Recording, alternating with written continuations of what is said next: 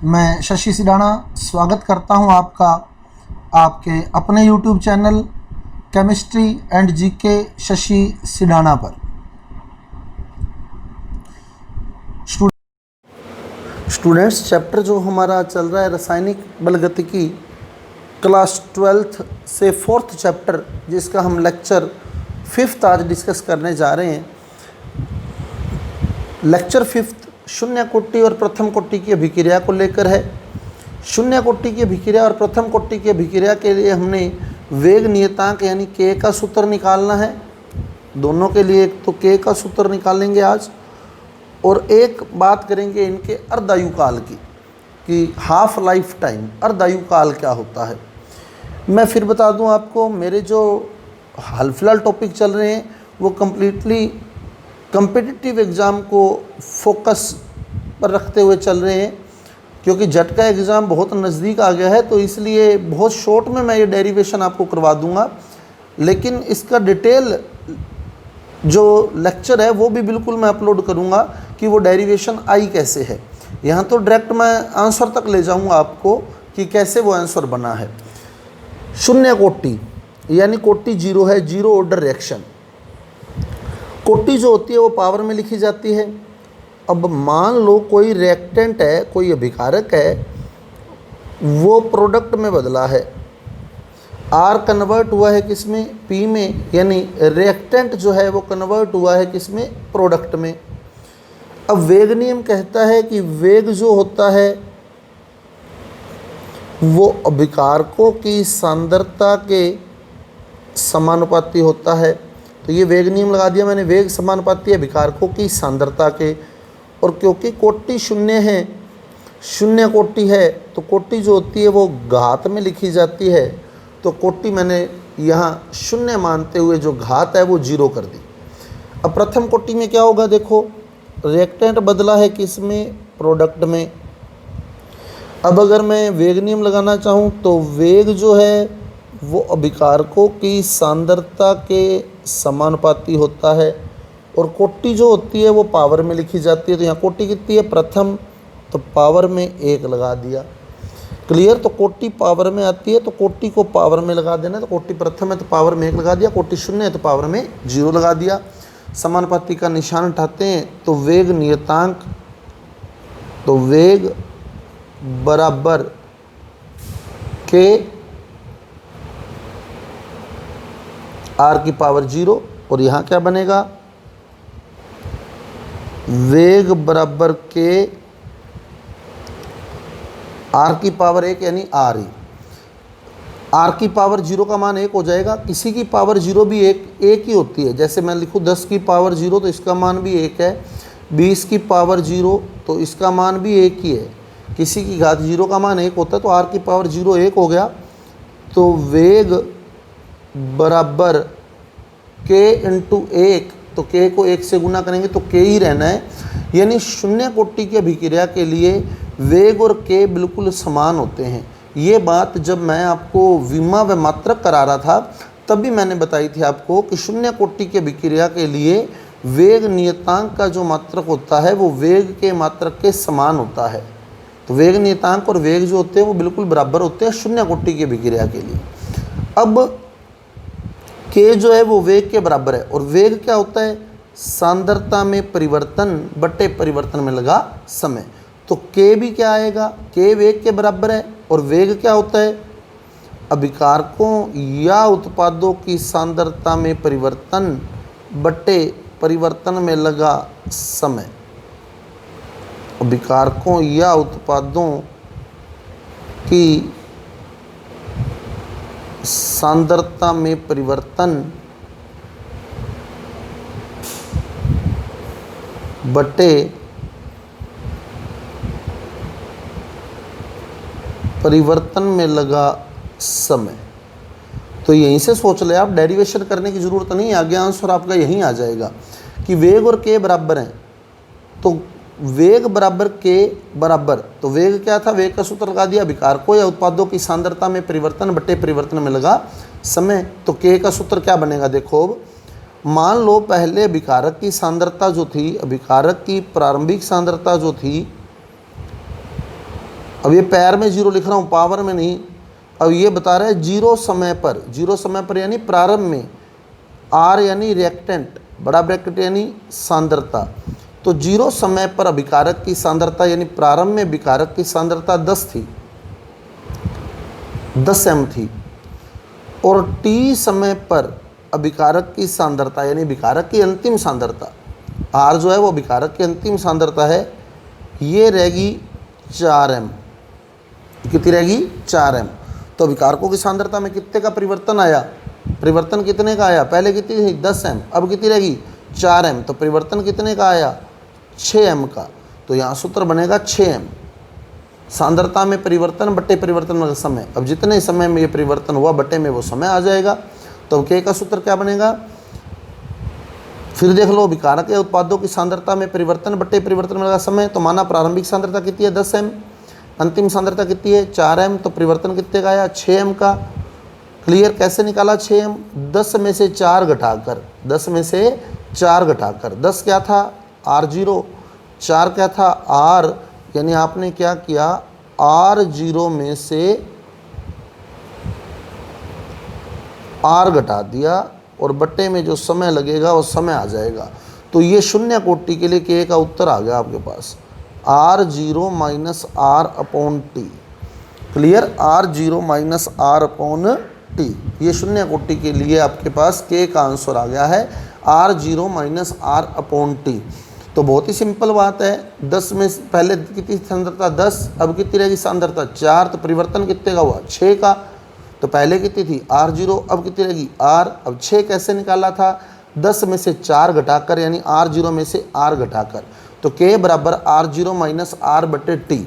अब एग्ज़ाम में क्या होता है या कुछ बुक्स में क्या दिया हुआ है, R0 की जगह A मानना हुआ है, R0 की जगह स्मॉल a मानना हुआ है, और R की जगह a माइनस एक्स मानना हुआ है, R की जगह a माइनस एक्स माना हुआ, यानी प्रारंभिक सांद्रता a है।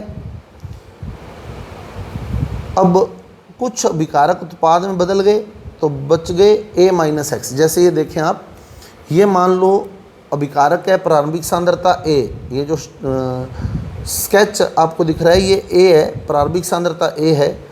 इसका इतना भाग, ये जो कैप वाला भाग है ये उत्पाद में बदल गया, ये x है, ये x है जो उत्पाद बना गया, x भाग जो है वो उत्पाद में बदल गया, अब ये चला गया। तो अभिकारक कितना बच गया? पहले कितना था? a। अब a में से क्या घटा दिया आपने? x।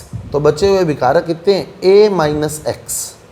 क्लियर? तो प्रारंभिक सांद्रता a है, बची हुई सांद्रता a माइनस एक्स है। अब वैसे तो आपको R0 माइनस R करने की जरूरत भी नहीं रहेगी अब, क्यों? क्योंकि सूत्र क्या है? सांद्रता में परिवर्तन बट्टे परिवर्तन में लगा समय।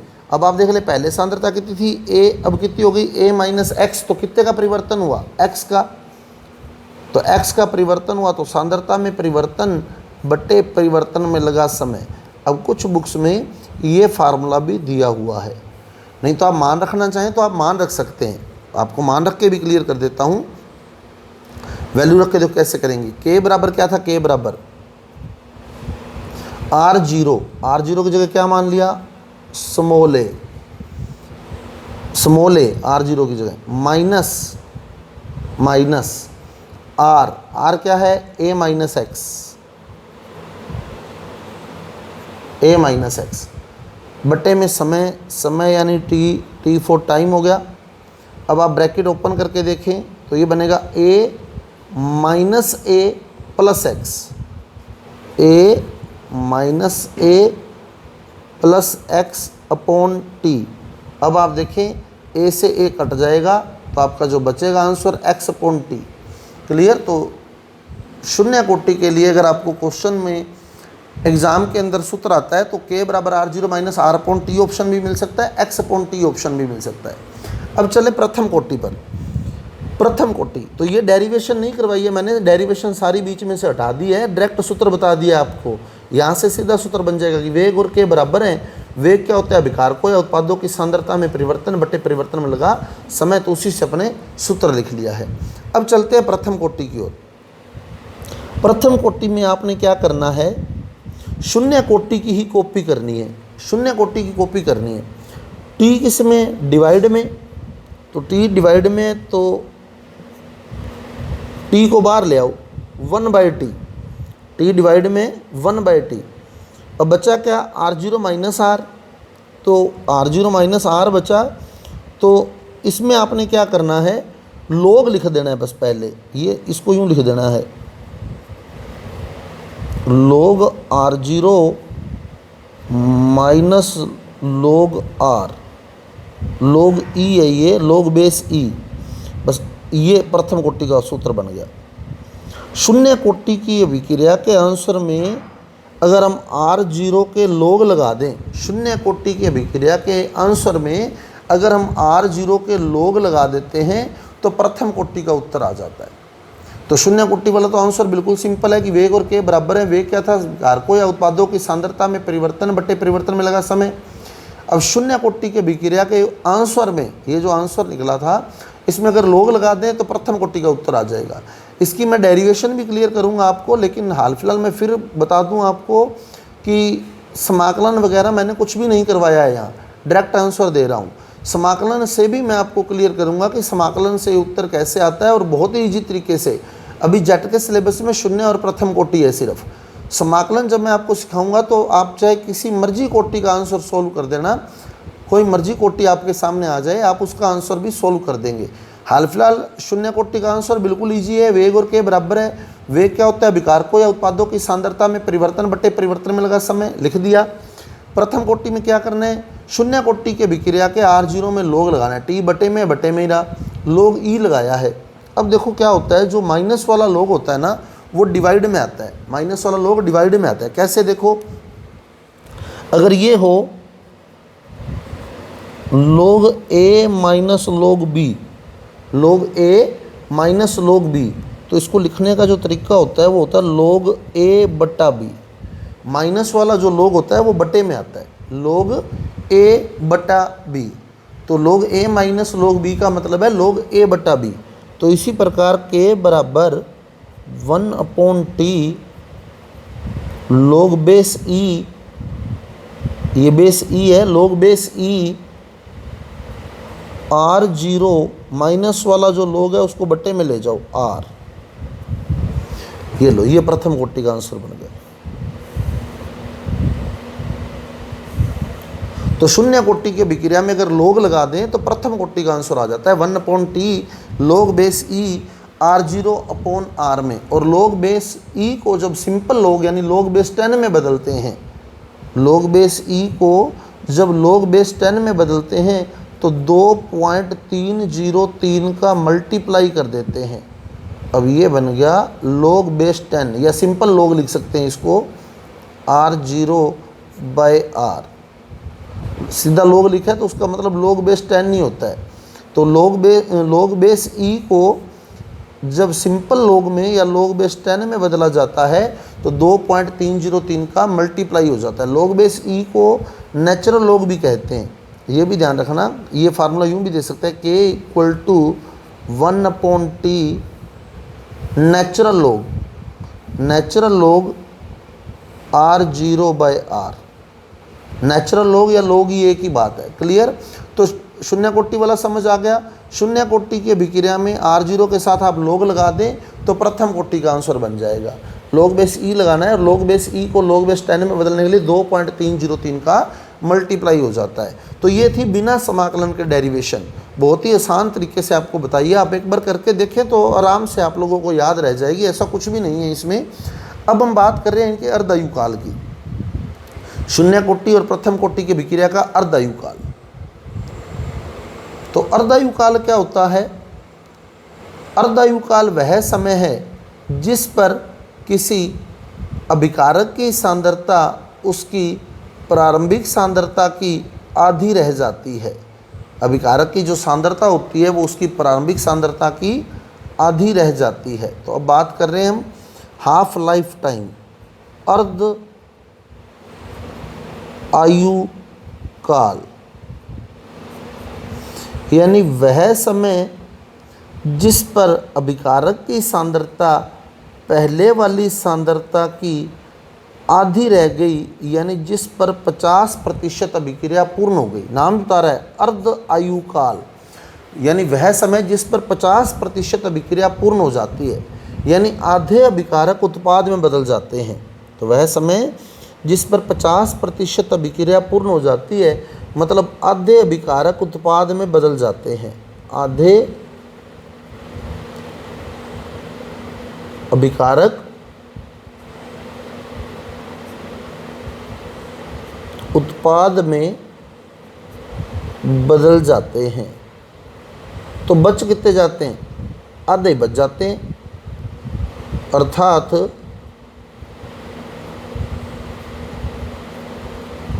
आधे अभिकारक ही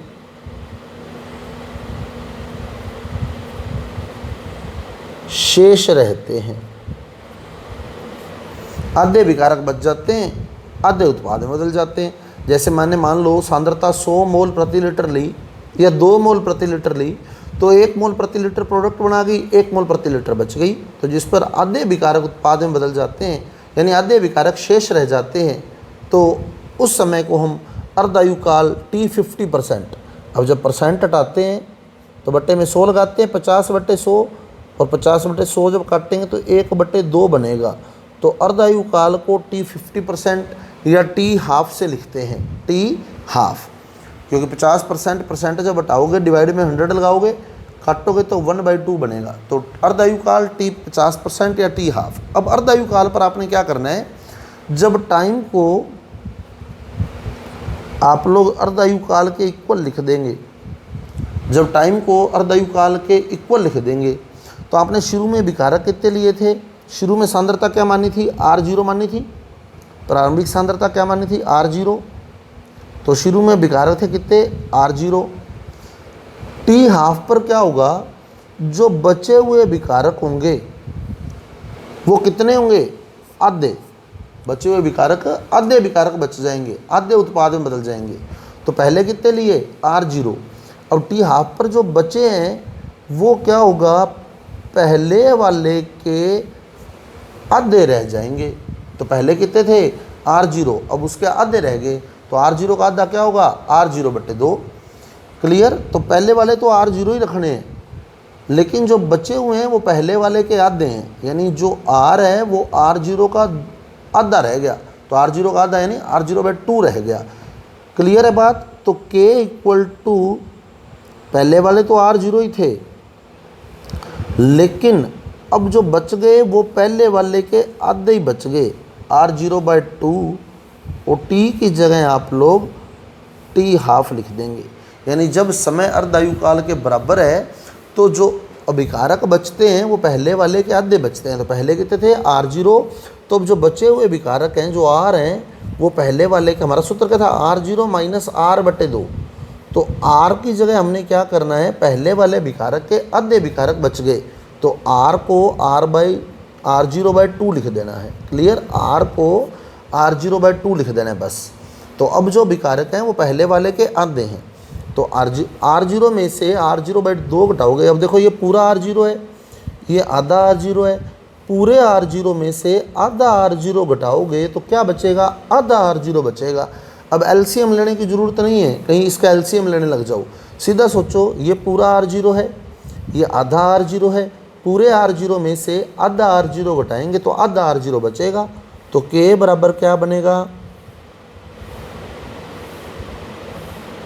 R0/2। पूरे R0 में से आधा R0 घटा दिया तो आधा R0 बच गया। T½ की जगह T½ ही आ जाएगा। अब T½ को इधर ले जाओ, K को इधर ले आओ, तो T½ बराबर R0/2K, R0/2K। क्लियर? ये बन गया T½ का आंसर आपके पास। T½ बराबर R0/2K, यानी अर्धायु काल जो है वो प्रारंभिक सांद्रता के समानुपाती है। शून्य कोटि की अभिक्रिया का अर्धायु काल अभिकारक की प्रारंभिक सांद्रता के समानुपाती होता है। बहुत ही इंपॉर्टेंट क्वेश्चन है ये। शून्य कोटि की अभिक्रिया का अर्धायु काल अभिकारक की प्रारंभिक सांद्रता के समानुपाती होता है। तो अर्धायु काल कैसे निकालना है फिर देख लें। जो आर था उसको r0/2 लिखना है, अर्धायुकाल आ जाएगा बस, क्योंकि अर्धायुकाल क्या है, जिस पर आधे विकारक बच गए, आधे उत्पाद बन गए। अब प्रथम कोटि पर चलें। प्रथम कोटि के लिए क्या करेंगे, k बराबर 2.303/t की जगह t हाफ लिख देंगे, क्योंकि अर्धायुकाल ले रहे हैं। log r0 का तो r0 ही रहेगा, और जो अब विकारक की सांद्रता है, यानी जो r है, वो पहले वाले की आधी रह जाएगी। पहले कितनी थी r0, अब उसकी आधी रहेगी, यानी बट्टे 2, r0/2। r की जगह r0/2 लिख देना है। r0 से r0 कट हो गया, 2 ऊपर चला जाएगा, तो ये बन जाएगा log 2। और log 2 का मान मैंने बताया हुआ आपको, log 2 बराबर 0.3010। तो जिनको log 2 का मान नहीं सोल्व करना आता, तो log और एंटी log के लिंक मैं डिस्क्रिप्शन बॉक्स में दे रहा हूँ, तो वहाँ से आप log की वैल्यू देख सकते हैं। log वाला लिंक मैं दूंगा डिस्क्रिप्शन बॉक्स में। तो log 2 की वैल्यू 0.3010 होती है, तो log 2 का मान रख दें। तो k बराबर 2.303 इंटू 0.3010/t हाफ, यानी अर्धायुकाल। जब इसको सोल्व करेंगे तो ये बन गया k बराबर 0.693/t हाफ। तो k बराबर 0.693/t हाफ। तो k बराबर क्या बन गया, k बराबर 0.693/t हाफ। तो t हाफ बराबर क्या बनेगा, t हाफ बराबर 0.693/k।